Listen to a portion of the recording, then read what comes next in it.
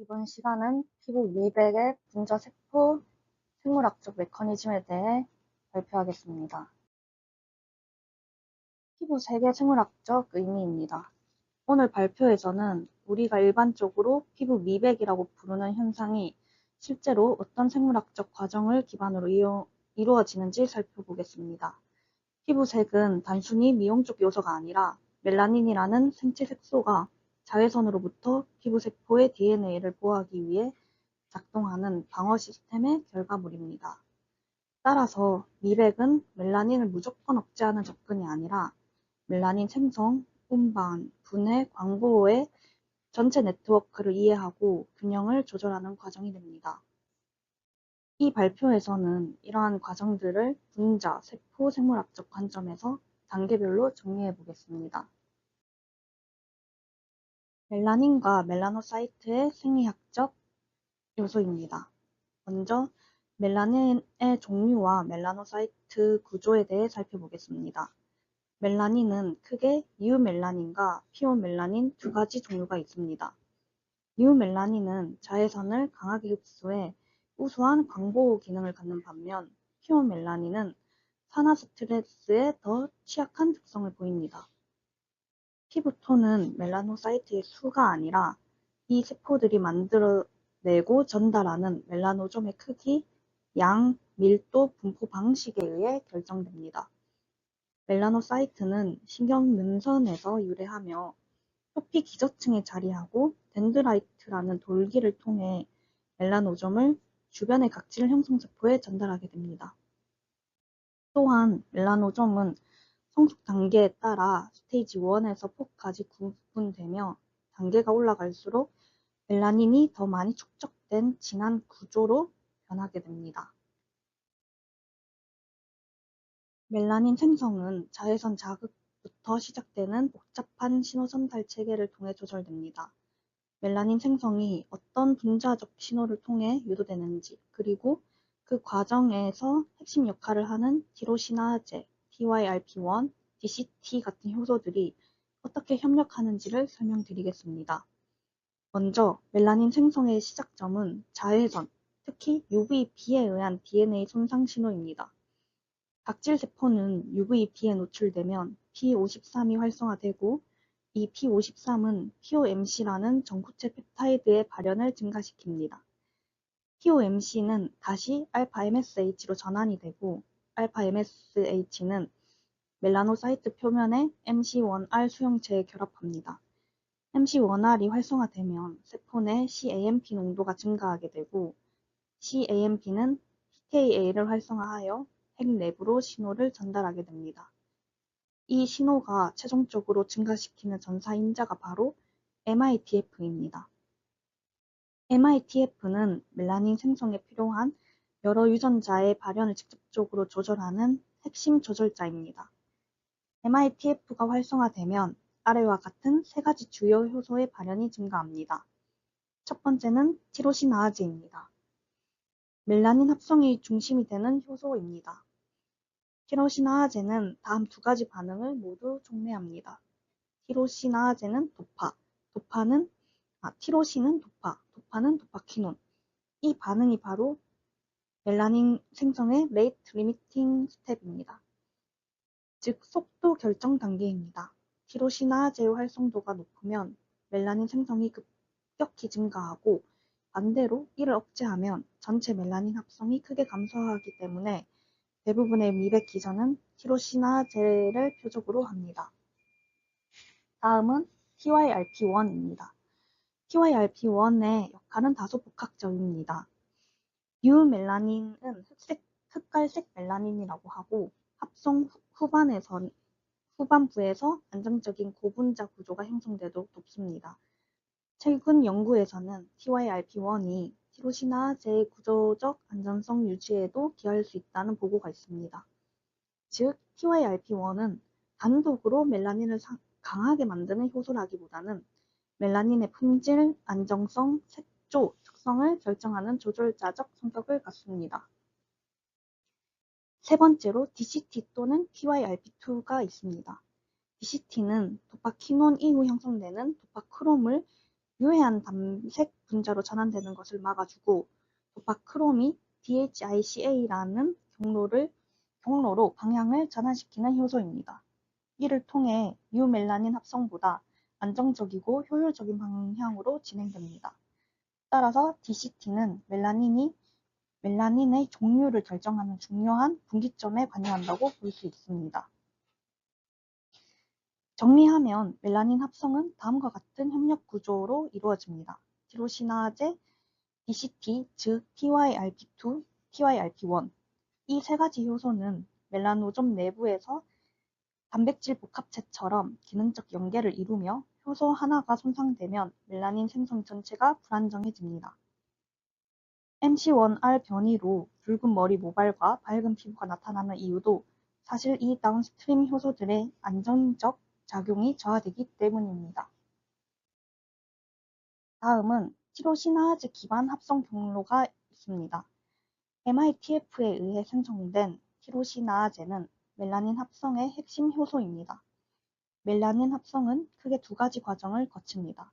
첫째, L-티로신이 L-도파로 변환되는 단계이며 둘째는 L-도파가 도파크롬으로 산화되는 단계입니다. 이 두 단계 모두 티로시나아제 활성에 의존하게 됩니다. 그 이후 경로는 세포 내부의 글루타티온 농도나 시스테인 농도 등의 조건에 따라 유멜라닌 경로 또는 피오멜라닌 경로로 분기합니다. 따라서 티로시나아제는 대부분의 미백 연구가 공략하는 가장 대표적인 효소 타깃이 됩니다. 멜라노점은 단순한 색소 주머니가 아니라 멜라닌을 저장하고 세포 간 사이 전달될 수 있도록 특수화된 소기관입니다. 스테이지 1에서는 단백질과 지질로 이루어진 기본 골격이 형성되고 스테이지 2에서는 내부의 매트릭스가 형성되며 티로시나아제가 이 구조 안으로 이동해 자리를 잡습니다. 스테이지 3와 4에서는 실제 멜라닌이 생성되어 점차 멜라노점 안을 채우게 됩니다. 이 성숙 단계의 속도와 효율성이 멜라닌 생성을 크게 좌우하게 됩니다.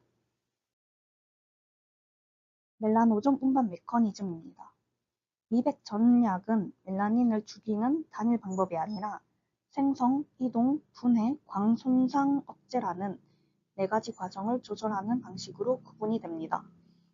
가장 기본적인 접근은 티로시나아제, TYRP1, DCT와 같은 멜라닌 합성 효소를 억제하는 전략입니다. 이 효소들은 MITF에 의해 발현이 조절되므로 최근에는 MITF 자체를 낮추거나 MC1R에서 CAMP 경로를 차단하는 업스트림 조절 전략도 많이 연구되고 있습니다. 즉, 합성 억제는 효소 자체뿐 아니라 그 발현을 유도하는 신호까지 함께 조절하는 방향으로 확장되고 있습니다.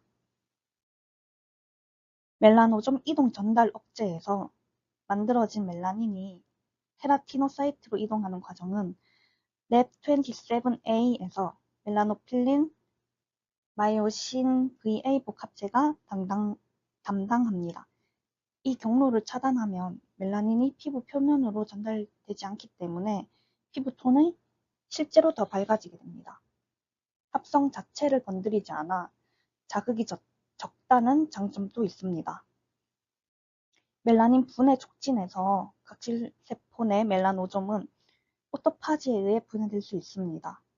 따라서 오토파지 활성 강화, 라이소좀 기능 증가, 피부 턴오버 촉진을 통해 이미 존재하는 멜라닌을 직접 감소시키는 전략입니다. 특히 PIH 등 난치성 색소 침착에 효과적이라는 점에서 최근 주목되고 있습니다. 광생물학적 예방은 UV는 DNA 손상과 ROS, 염증 등을 통해 멜라닌 생성을 유도하기 때문에 DNA 보호, 항산화, 항염증 전략은 멜라닌 생성의 원인을 차단하는 역할을 합니다. 즉, 업스트림에서 자극 자체를 죽이는 광방어 전략이 미배의 근본 기전이 됩니다. 결국 미백은 멜라닌을 덜 만들고 덜 전달하고 빨리 분해하고 유발 요인을 차단하는 네 가지 생물학적 조절을 종합적으로 이해하는 것이 핵심이 됩니다. 각질 형성 세포에서의 멜라닌 분포에 대해 이야기하겠습니다. 각질 형성 세포에 도달한 멜라노점은 핵 상단에 멜라닌 캡 구조를 형성합니다. 이 캡은 UVA를 흡수하고 반사하며 DNA 손상을 막는 역할을 합니다. 멜라닌이 세포 내에서 균일하게 분포하면 피부색이 고르고 밝아 보이지만 국소적으로 뭉치거나 밀도가 높아지면 색소 침착처럼 보이게 됩니다. 자외선이 색소 침착을 유도하는 과정입니다. 자외선은 멜라닌 합성과 피부색 변화에 직접적인 영향을 미칩니다. UVB는 DNA의 직접적인 흡수 손상을 일으켜 P53에서 POMC 그리고 알파 MSH, 다음 MITF로 이어지는 생합성 경로를 활성화하게 됩니다. 반면 UVA는 DNA 대신 광산화를 통해 ROS를 증가시키고 기존 멜라닌을 산화시켜 색을 더 짙어 보이게 만듭니다. ROS는 또 MITF 발현을 증가시켜 멜라닌 합성을 2차적으로 촉진할 수 있습니다. 따라서 색소 침착은 자외선 노출 후 며칠에서 수주에 걸쳐 나타납니다. 염증 후 과하 색소 침착 TIH에 대해 설명하겠습니다. 염증 후 과하 색소 침착의 기전입니다. TIH는 여드름, 레이저 자극, 상처, 자극성 피부염 등 어떤 형태의 피부염증이든 발생할 수 있으며 특히 동양인 피부에서는 발생률과 지속기간이 더 크다는 특징이 있습니다. TIH의 핵심은 염증이 멜라노사이트를 간접적으로 과활성화시키는 것입니다. 이때 멜라노사이트 자체에는 염증 반응이 거의 일어나지 않지만 주변 세포에서 발생하는 다양한 염증성 매개체가 멜라노사이트를 활성화시킵니다. TIH가 시작되는 초기 단계에서는 다음과 같은 사이토카인들이 증가합니다. TNF-알파, IL-1 베타, IL-6, PGE2.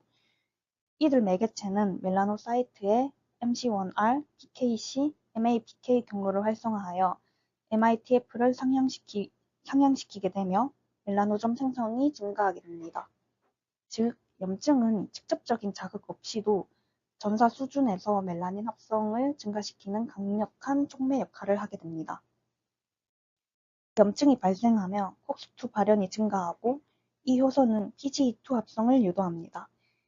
PGE2는 멜라노사이트에서 CAMP 신호계를 자극하여 티로시나아제 증가, TYRP1, TYRP2 증가, MITF 활성을 증가시키게 됩니다. 이러한 다운스트림 반응을 촉진하게 되며 이 콕스2에서 PGE2 경로는 PIH 발생의 핵심 축으로 여겨져 최근 PIH 연구에서 가장 중요한 타겟 중 하나가 됩니다. 다음은 ROS 증가에 따른 멜라노제네시스 가속입니다. 염증이 발생하면 피부에서 활성산소종이 급격히 증가하게 됩니다. ROS는 다음 두 가지 방식으로 색소를 증가시킵니다. 첫 번째는 멜라닌 전구체 산화가 촉진이 되고 두 번째는 멜라노사이트 손상 신호가 됩니다.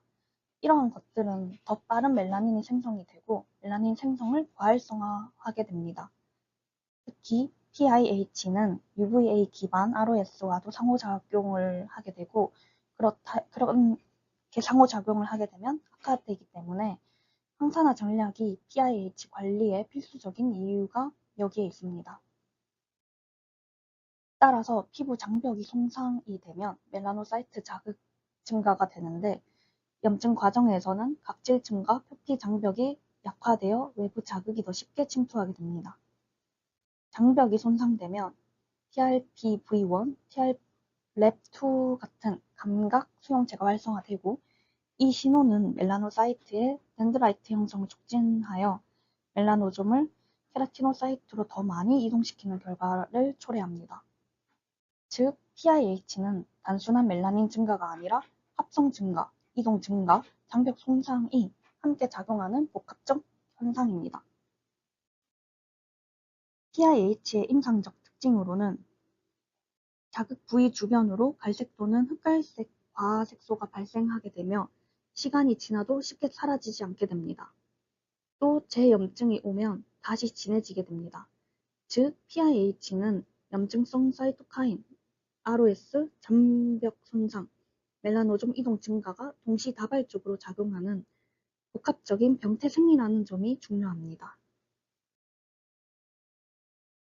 일반적으로 멜라닌은 만들어진 이후 각질 세포가 표피층을 위로 이동하면서 서서히 제거가 됩니다. 하지만 이 과정은 예상보다 매우 느리고 각질 세포에 남아있는 멜라노점은 장기간 색소를 유지시킵니다. 그래서 멜라닌을 더 빠르게 분해하거나 제거하는 전략이 최근 미백 연구의 중요한 축으로 부상하게 됩니다. 우선 멜라닌은 각질세포 내부에서 멜라노점 형태로 저장되는데 표피 턴오버 주기가 약 28일이 되기 때문에 멜라닌이 자연적으로 사라지게 되는 시간이 오래 걸립니다. 또한 PIH나 만성 색소 침착 부위의 경우 각질세포가 오래 생존하거나 멜라노점이 라이소점에 의해 잘 분해되지 않는 경향 때문에 멜라닌 잔존 기간이 몇 개월 이상 지속될 수 있습니다. 즉, 멜라닌의 자연적 제거 속도 자체가 매우 제한적입니다. 다음은 오토파지 자가포식의 역할에 대해 설명하겠습니다. 오토파지는 세포가 불필요해진 소기관이나 단백질을 분해하여 재활용하는 생존 메커니즘입니다.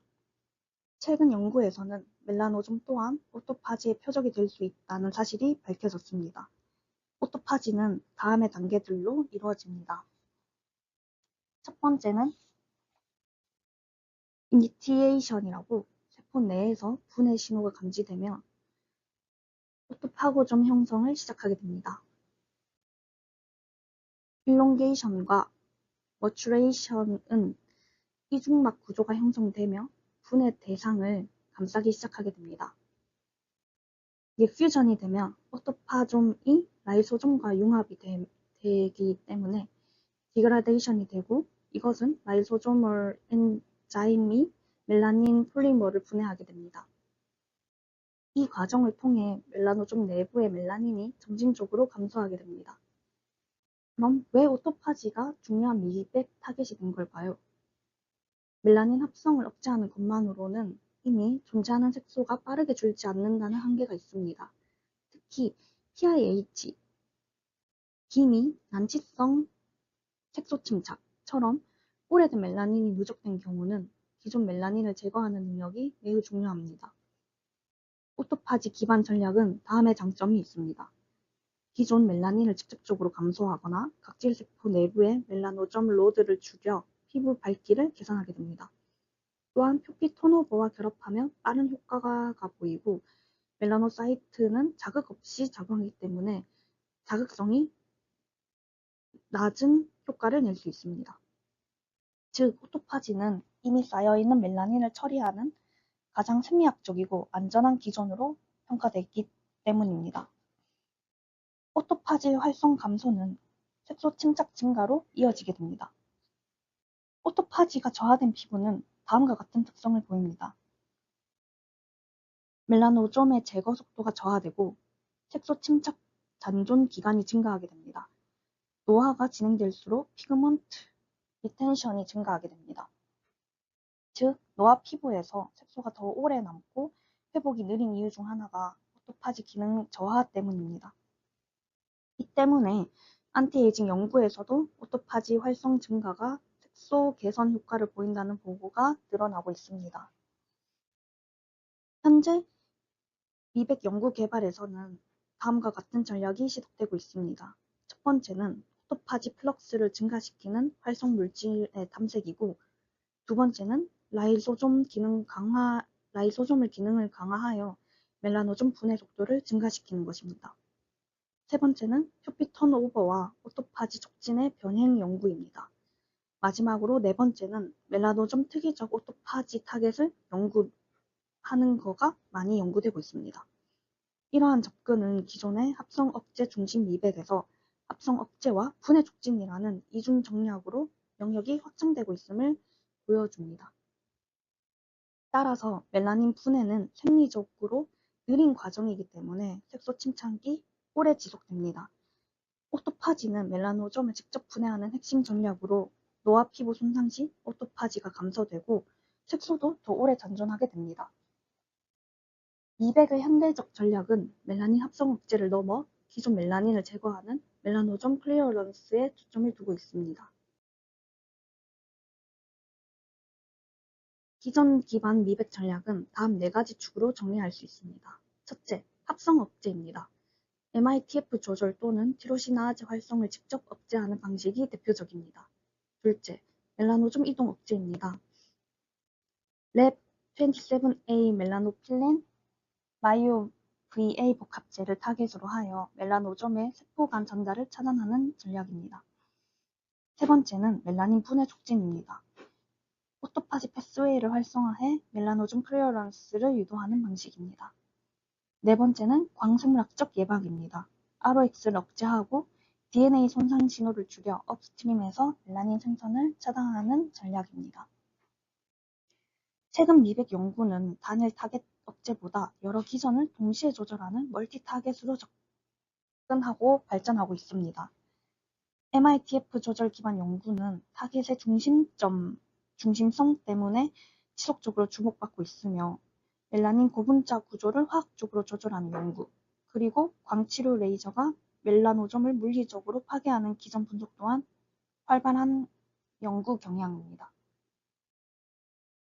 정리하면 미백은 멜라닌 합성 자체를 억제하는 것이 아니라 피부가 자외선에 반응하는 방식을 미세 조정하는 과정입니다. 멜라닌의 생성, 이동, 분포, 분해, 그리고 그 배경에 있는 방어 기전을 분자 수준에서 이해하는 것이 보다 안전하고 효과적인 미백 전략을 만드는 핵심이 됩니다.